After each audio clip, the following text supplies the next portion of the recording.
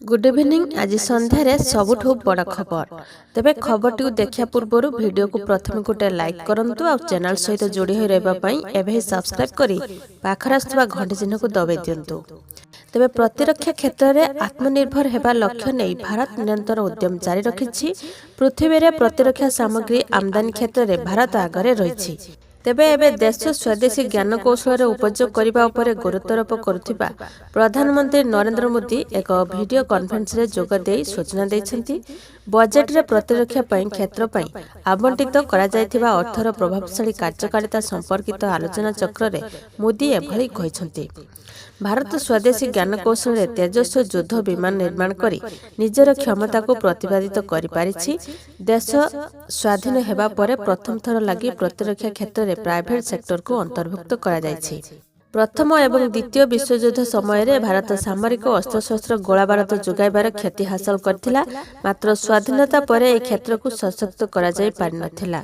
एबे एने योजनाबद्ध भावे कार्यधारा प्रस्तुत करा जायछि। केंद्र सरकार आमदानी करा जाउथिबा 100टी सरंजाम तालिका प्रस्तुत करछंती। एई सब सरंजाम को स्वदेशी ज्ञान कौशल रे निर्माण पई उद्यम अब्याहत रहिथिबा प्रधानमंत्री कहिसंती।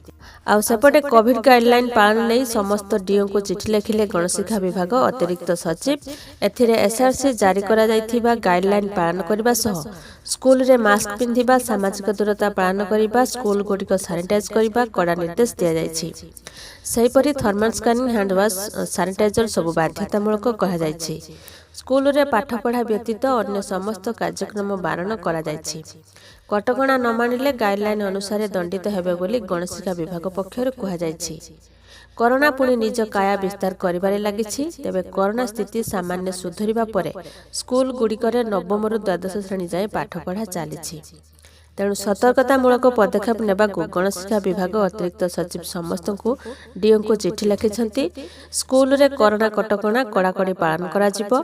स्कूल मानकरे सैनिटाइजेशन कार्य कराइबाकू निर्देश दिया जायछि। कोविड निरापत्ता मानिबाकू शिक्षक मानकू निर्देश दिया जायछि। स्कूल परिसर रे मास्क पिंधिबा और सामाजिक दूरता मानिबाकू बाध्यतामूलक करा जायछि। कोविड गाइडलाइन कड़ाकड़ी पालन पई निर्देश देथिले स्वतंत्र रिलीफ कमिशनर। समस्त जिलापाल, पौर कमिशनर और एसएपी को नहीं निर्देश दिया जायथिला। सर्वसाधारण स्थान, शिल्पांचल, शिक्षानुष्ठान और कर्मक्षेत्र रे सामाजिक दूरत्व अवलंबन करबा सहित मास्क व्यवहार करबा बाध्यतामूलक करा जायछि। प्रथम रु अष्टम श्रेणी पर्यंत केबे खुलिबो तार कोनोसी निष्पत्ति निया जाय नहीं। तेबे मार्च मासरे खुलिबो कि नहीं से कोनोसी गारंटी दिया जाय नहीं।